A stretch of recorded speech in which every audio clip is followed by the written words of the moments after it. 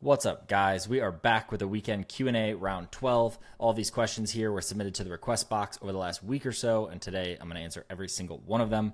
Everything from biggest lesson during 5 million a month that we hit for the first time last month, scaling from 10 to 100K, info plus software stacks, all of the things, and we're going to answer all of them, all right? Last year, we did 30 million in our info coaching business. We've now crossed over, I think it's actually over 84 million in total cash collected, and I'm not selling anything. Everything on the channel is sharing what did work, what didn't work, and what we are actively doing to scale to 100 million a year, all with the goal of finding top talent, opportunities, and networking with cool people building cool things, okay? So let's get into it. I got coffee, sparkling water, and I need one of these for this. So, biggest lesson during your 5 million a month that is applicable to everyone watching. Thanks and much love from Blick. Blick, I love you on X. You're great. Biggest lesson that's applicable to everyone. The biggest thing that I could say direct, we did a renewal special. Iman calls them revenue generating events. You can call it whatever you want. But a big focus on LTV, back end, product side, more so than the hamster wheel of acquisition. So we did it very large in the front end as well, actually a record month on the front of new customers as well. So I'd say it was just that, but we had a very high amount of renewals, and those are also very profitable because they only have a cost to fulfill.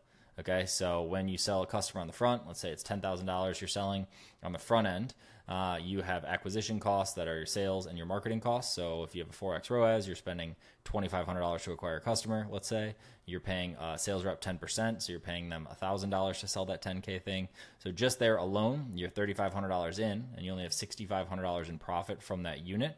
And then you have to pay to fulfill on it. So let's say your your coach is $1,000 for the year to fulfill on this, or whatever your math is. Okay. So at that, you're only making, 50, it costs, what was that? 5,500 in total costs.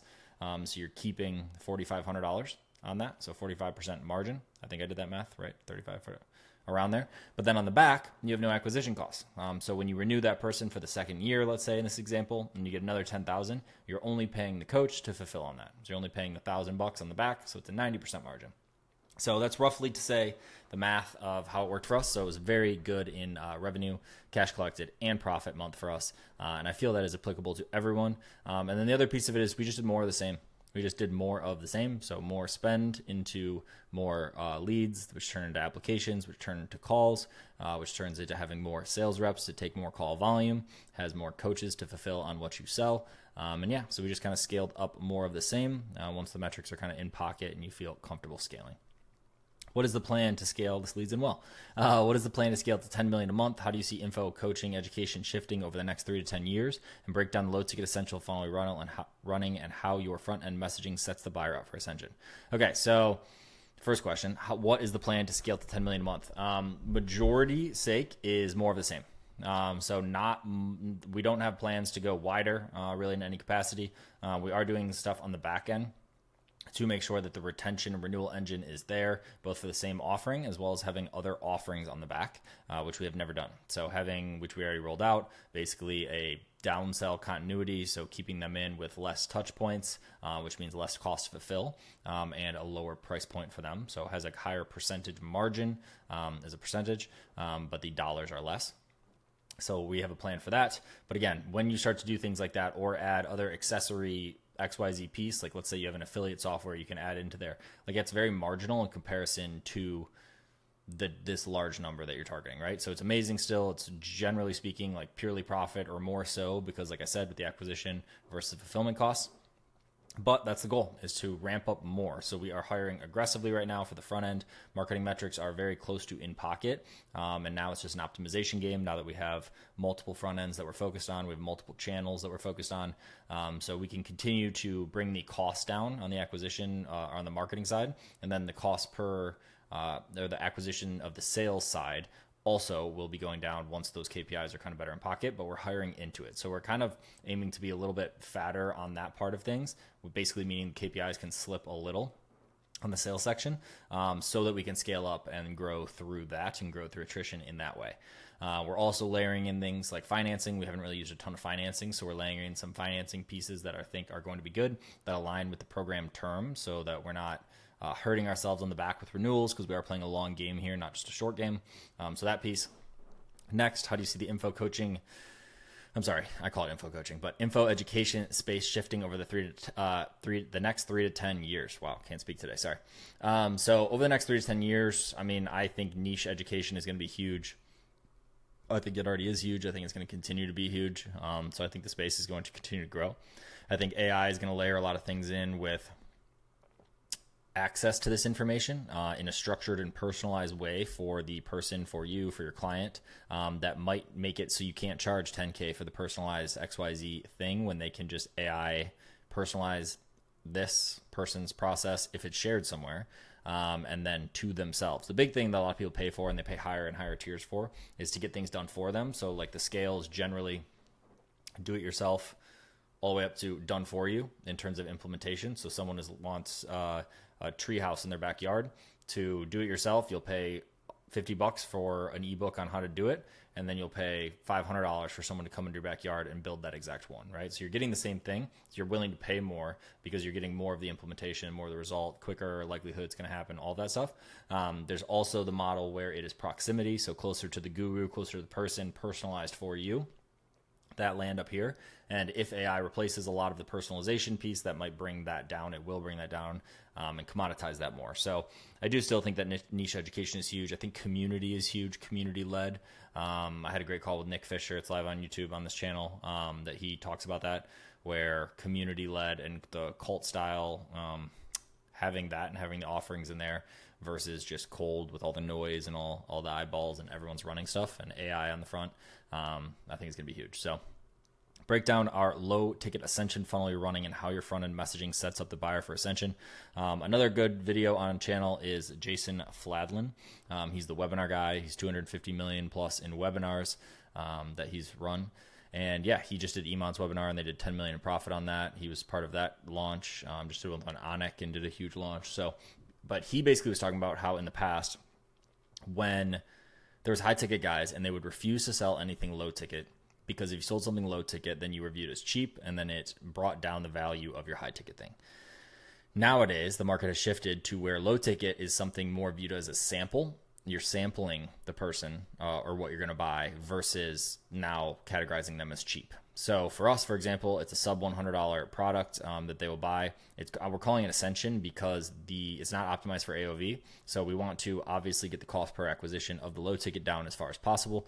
But the real goal of it is to ascend somebody. So there's no upsells, downsells, cross sells, none of that. The focus is right on the thank you page, push them to book a call. That is onboarding, implementation, XYZ. They then book that call and it's with a setter. And then the setter, if they're qualified, frames them and sets them with a closer. And it's kind of like a 2-call close situation.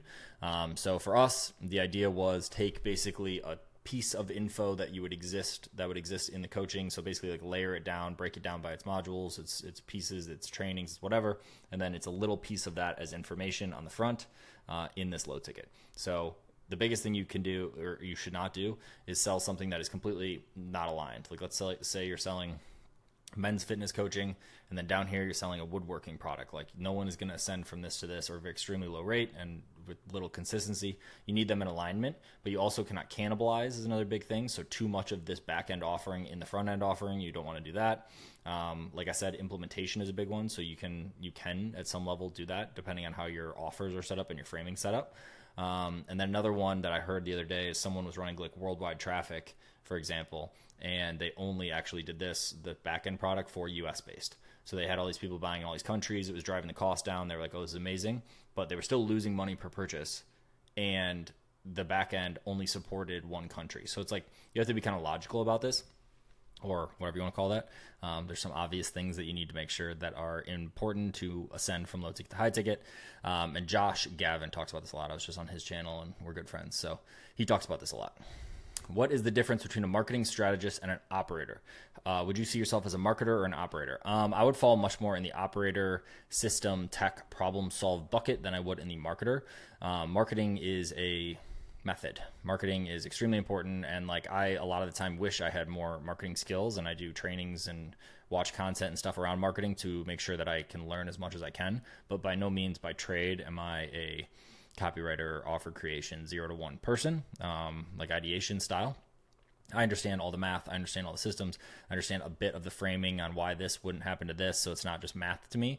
I understand the context. But in terms of like spinning something up from scratch, that is not something I've done. I actually just the other day came up with a marketing angle and sent in, like probably for one of the first times ever, and everyone liked it. And I was like very proud of that because I don't, generally speaking, live in that land. So a lot of the time, I've said this a lot, but a lot of the time I view it as this industry, this info coaching. The roles, not necessarily the people, but the roles are you're going to have your expert, your guru, your person. You then have a marketer, and this is kind of the classic like growth operator setup, where a marketer will come in and build the business around them and scale it through marketing.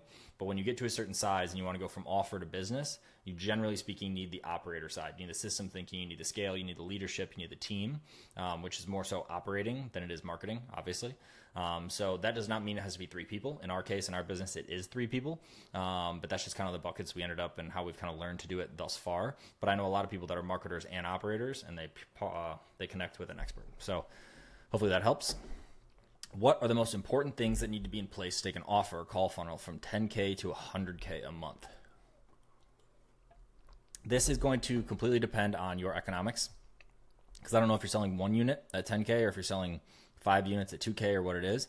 Because if it's the 5 units at 2K and your KPIs are in pocket and you're spending $1,000 to make $10,000 on ads, like there's more math that I would need to see in order to make a proper call on this. But generally speaking, it's just more of the same.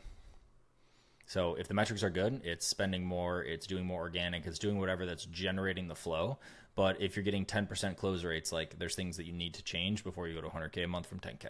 So you need to have the metrics that make sense and the KPIs in how you're getting leads, the consistency of your lead flow, the consistency of your sales cycle, and then kind of just knowing your numbers across this in order to scale it up. But assuming those are good, it's more of the same. So sticking to one channel, sticking to one offer, sticking to one thing, and just refining it until the KPIs are good, and then scaling it up on the front, which is generally whatever your traffic source is. So more organic clicks, more paid, whichever. How much personal income should you have when you make 400K a month cash collected in the company? I need more information. Oh yeah. What's healthy? We run a consulting business where the net profit is about 100K. So 25%. So you're making $100,000 a month in net on your 400. Very paid ad driven, so smaller margins than others. Does it even make sense to keep a lot of money in the company in this business model, except from emergency 3 to 6 months expense fund?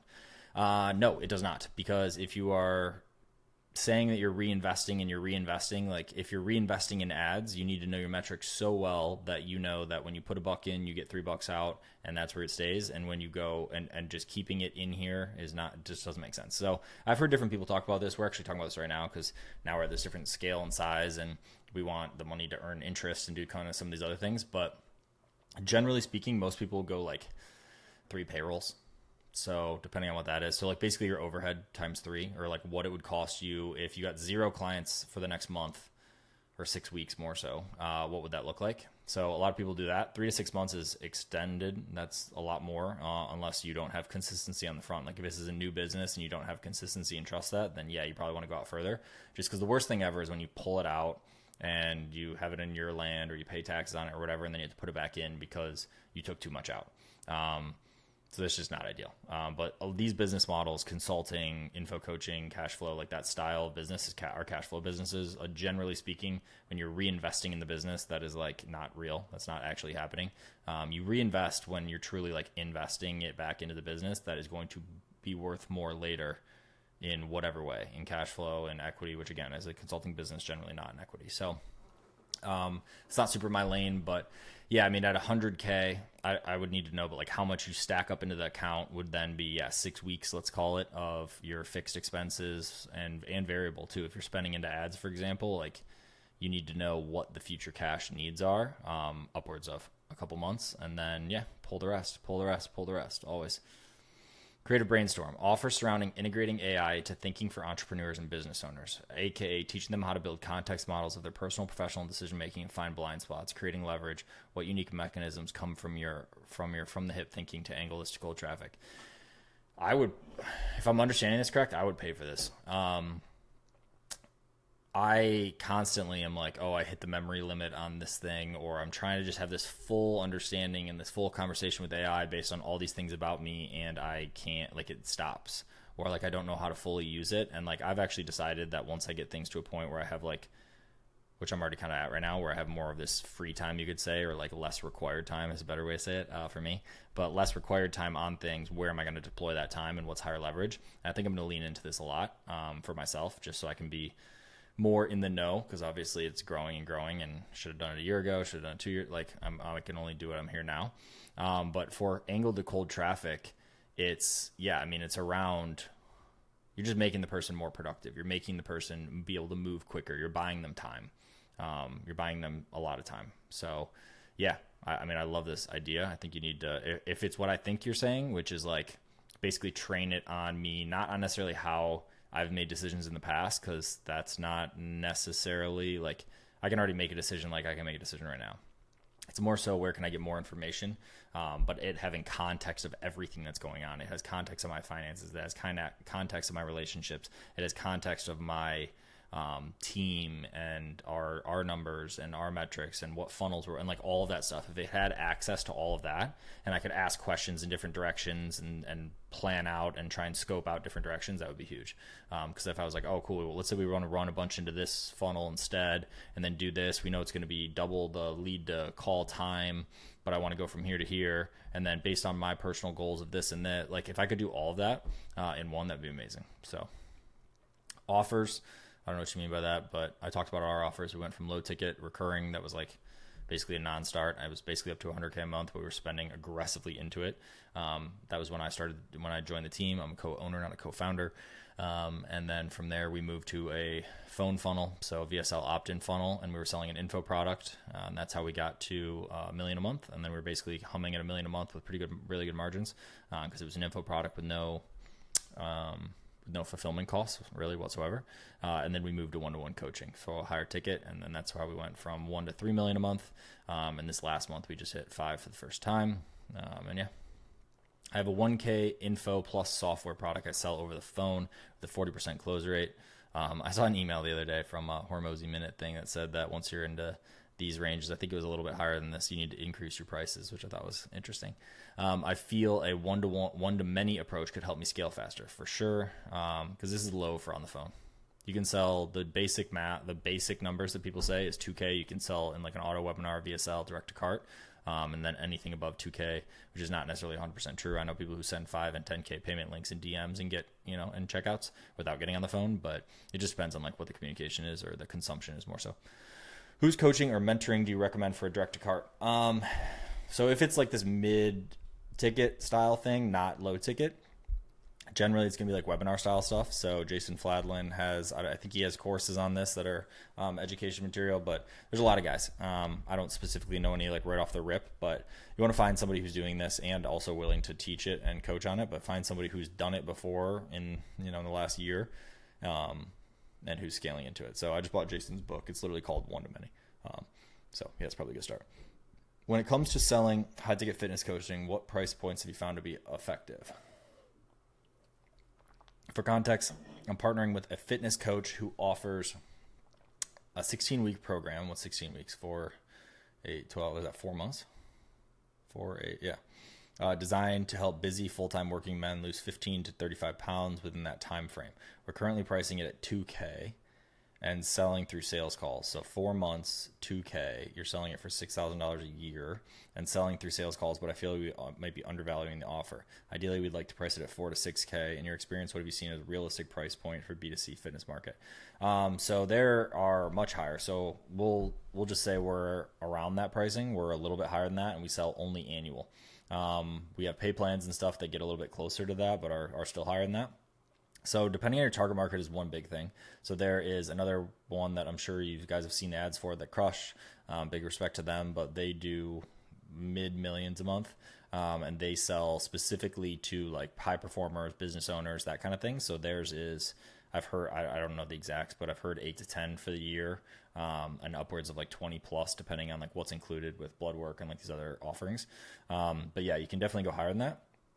And then, yeah, just figuring out the payment plan. When you zoom in on that time frame, you are selling the result in that quick. So it's like seen as higher value, in my opinion. And like the result is higher because it's, oh, cool, I get to achieve this thing in 4 months. they pay for the result of that, especially if you're saying the results is I'm going to help you lose 15 to 35 pounds. So yeah, so you can definitely go up in that and then just test it. I mean, especially if you're doing it over the phone. So you can just, gauge the conversation. You can test it for a week or, longer than that. Usually you want to test it for like 2 weeks. But X amount of calls you want to test at and go from there. But raising is good. Raising is good. It just helps everything. When you sell to a fluent market, more or less everything is easier. And they're easier customers and they're better XYZ. So is this the same question? How do you price your high ticket coaching program? I want to launch mine in the near future and I'm trying to figure out how to price it. Hormozy says you want to target gross margin of 80% for the service of your product. So yeah, that's meaning that it's 20% cost to fulfill, right? Yeah. So I'm just clarifying. High ticket coaching program is somewhat service based. It's definitely service based. So that would be cost of goods plus fulfillment costs. Basically, I'd price my product around $15K to get 80% margin after total cost of goods. That would leave plenty of room for sales commissions, afford a higher CPA, but it's a non-make money niche. So I worry about going over the 10K price point to a consumer. If we did 10K as a price, it's only 61% margin, leaves less room for a CPA, total profit, etc., factoring in sales. How do you guys land on 7? So ours is not 7, but it's close to, for your niche, which is also not make money.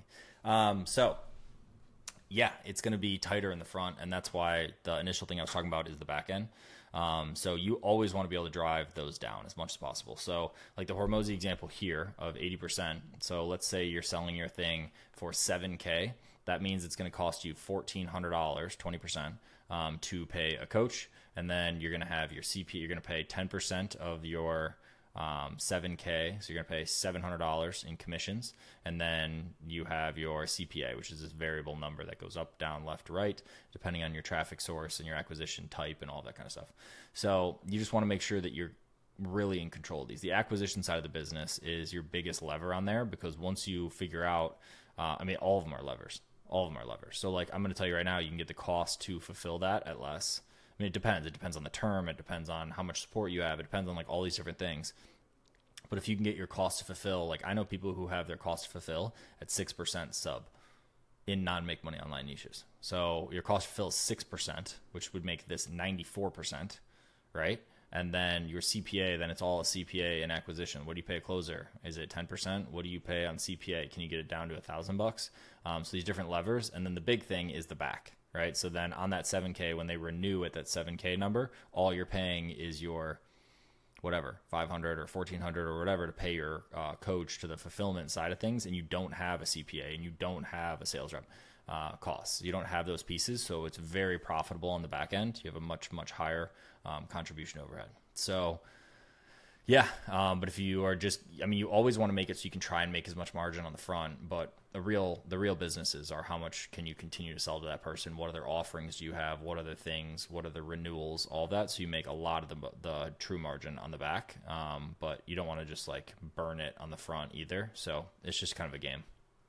But we landed on this over time, over growth. So we were at like 5K and then 6K and then 7,200. And then I don't know if we actually tried over, but we talked about it higher. So yeah. And like I said, in non-make money niche up here, like I know someone who's selling a 10K non-make money niche. So yeah. How do you view the difference between cold traffic VSLs and warm ones, especially in fitness space? I drive most of my traffic from YouTube organic, so viewers usually know me and have already seen at least one video, but I've been building up my VSLs like they're for cold traffic with long copy, heavy proof, deep education, and detailed breakdown of my mechanism. Do you think warm traffic VSLs can be shorter and more direct? I'm wondering if I'm overbuilding it for an audience that already has context. Yeah, you're definitely right. Like if you view it as extremes, like extreme over here where you're completely, introducing yourself and going from zero and doing this whole massive build out, and over here is just like buy my shit and just like here's a link. You want to land a little bit in the middle. So it can be shorter. You still want to give the context. You still want to sell it. You still want to introduce the mechanism. You still want to, depending on how you want to do it, either pitch the offer right there in your VSL on page or not. Depending on how much throughput you want, or depending on how much, because it's framing before they apply or book a call or do whatever.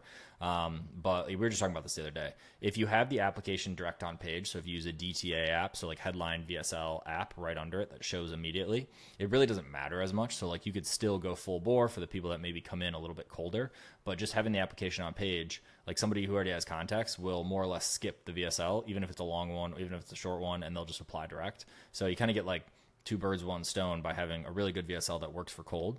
But you don't have to go you don't want to like opt in and you have that whole flow through there. We were just talking about this the other day because we have had ours forever go to an opt-in funnel from organic, and we've never been big organic people. So we're now going to move it over to a direct application tomorrow, because we want to test this out for X amount of time, because we saw the amount of clicks versus the amount of leads versus the amount of calls, and the throughput wasn't high enough. And my assumption is exactly what you're saying, is they've consumed our content. They go to this page and it's gated, and they're like, oh, I don't want to opt in for this free training. I already have like context. I'll just go to the website and apply, or XYZ. So we're just going to put the application button straight through there. So it'll just go straight to app, basically, with a VSL above it, just so there's more context. Hopefully that helps. Sorry, I just submitted one, but wanted to provide more detail. My topic request is if you go over oh, cool, look at that, 2-in-1. Could go over benchmark metrics of their funnel. I have a similar funnel, but I know I want to optimize for, because I don't know what benchmarks each step I should be aiming. For example, we expect 10% of all opt-ins to fill out an app. Of those 10%, we expect 25% to book a call and 4. Okay, so you're talking about a VSL opt-in funnel. It's really about what the costs are more than the percents, but like there are kind of some benchmark numbers. So, a good opt-in rate is 25, 30, whatever percent, let's say. So 100 people will go, I wish I had like a little thing, but 100 people will land on the page. 30 of them will opt in. Of those 30 that opt in, ours are so blended that it's kind of like, but like 15 plus, let's say. So you want 15+% of those people to then apply. From the people that apply, you want, Jeremy Haynes would say you just mix them in one. It should be 100% of the people that apply, then book a call. We have our split, so ours is like 60 to 70%. It's like closer to 70 now. So of those people that apply, 60% of them then book 60 to 70% book a phone call. Of the people who book a phone call, you want to optimize for 70% show rates. It's usually lower, 50%. So then 50% of them show, and then good close rate is something close to 30+% should be like the baseline standard. 40% is amazing. So yeah, that's kind of your blended across. And I kind of want to do math with you real quick, but I will wait. Pricing. At what close rate should I consider raising price? Actually, I want to go back to this. So it's all about the cost. So if you're selling something that's $10,000 versus selling something that's $1,000, it's very important that your opt cost, your app cost, your booking cost, your showed booking cost, and your close cost, and like all the way across, are in alignment and make sense. And you can see where they break both on the percents and the dollars, but like the economics could just be completely wrong from the jump. If you see that your cost per call, like knowing your cost per call is $500, or let's use $1,000 so I can do easy math. If it's $1,000 for a cost per call, and you have on average it's 50% show rates, it's $2,000 to get someone on the phone. And in the beginning or when they're training or whatever, it's a 25% close rate. Like, what did I say? 2,000, 25%, so times 4, $8,000 cost per purchase. Like, you have to be in the, 25K range in order to sell something like that for good, front end, or for good cash collection and ROAS. So yeah, you gotta play this game to know what your cost per call can be, because it's kind of your first like core metric in there. But then knowing those percents is very important. So, and there's other funnels you can use to leverage, and other acquisition methods if you want to do things like the low ticket Ascension. It's much harder, I think, to crack, in my opinion. I would always go here. I would start with a DTA though. Like if you're actually starting, I would start without an opt-in, just because you want more throughput, in my opinion. Pricing. At what close rate should I consider raising pricing? Is that how your business did it? So we've talked about this one, but yeah, Hormozy just said one. It's basically like you just work on it until it's at 30. And then once it's at 30, like you're in the honey pot. Once you're at 40, like consider it, I think he said, and then 50%, like raise it and beyond. So yeah, it's basically like depending on if your close rate is so good. And it's a function of close rate, not cash, especially if you're doing volume. Because if you're starting to do volume and you're like, oh, we're doing way better, and like all these are just like flowing in, it's like, no, but the metric is as a percentage. It's as a percentage of what live calls you have, how many of them are closing. First off, love your channel, thanks. I've been following your content closely and learning a ton. You're one of the few people that actually make sense. Quick rundown. I'm publishing an anxiety coach. When we started, she was actually losing money, and now we're making organic sales every day through her Instagram and Facebook. She sells a $50 low ticket product. Amazing. I have a funny story about this. We split profits 50-50, and I'm currently making about $100 a day in profit. Amazing. So you're making $3,000 a month. I'm doing everything. Wait, so if you're making $100 a day in profit and she's doing organic, you guys are selling 4 of these a day, I would assume. I'm doing everything: posting stories, carousels, long form content, writing emails, running the back end, reaching out to collabs, basically building and operating the whole machine. It's working. She grew from 9 to 13K on Instagram, built her email from 0 to 1,200, and we're getting daily sales with zero ad spend. I'm planning to add a high ticket offer soon, not US based, so it's reasonable for our market. If it's direct to cart, maybe go down. I know it'll help, but bigger picture, I don't want to be stuck in fulfillment. What I really want is to scale a publisher. I want to build more partnerships like this. So when you're saying stuck in fulfillment, you mean stuck in operating her entire thing, not literally fulfilling the anxiety coaching, I assume. What I really want is to scale as a publisher. I want to build more partnerships like this, focus on the offer, the content, the system, and hand it off to the delivery. I know I've got something that works. I just don't want to stall out at 100 a day. Yeah, that's very small in comparison to like what a market can go to. So what should be my next move? Would you generally appreciate? So, all right, this is no offense when I say this is small, but like, you making $3,000 a month from this, and that being 50% of profit means the business is profiting $6,000 a month in profit. Like, you can add zeros to that before you need, like, the question is can the market sustain this higher? Is she the person, or I think you said she, quick down, yeah, she was actually losing money. So if she is the person, if she can be a good expert, and if the market can grow to a level, which it can, definitely over this, and you're saying non-US based, so I don't know the country, geo-specific, all of that. But yeah, I mean, you can definitely scale this much higher, and I'm a fan of going deeper than going wider. So the second you have another one of these and you don't have, because what you need to do to not be stuck in fulfillment of this is have somebody that is then either you hire in specific to this, that's the operator of this, or does these chunks and pieces that you do and pull away at it, which directly is going to eat your entire $6,000 a month profit, like directly. So you need to scale this up before you go wider, in my opinion. But the question is, can you scale this specific one up, or does it make more sense to go to another offer that has higher upside and has a bigger market or has better economics? Like, it's sold, it's higher ticket, it's whatever. But like layering this in, like, that would immediately change this. So if it's a high ticket offer that's on the back of the low ticket thing and you're selling it through a call funnel, like, you can likely sell it higher than this. If you're selling it direct to cart, maybe drop it a little bit. There's financing options. There's all these things at like under 2K pricing.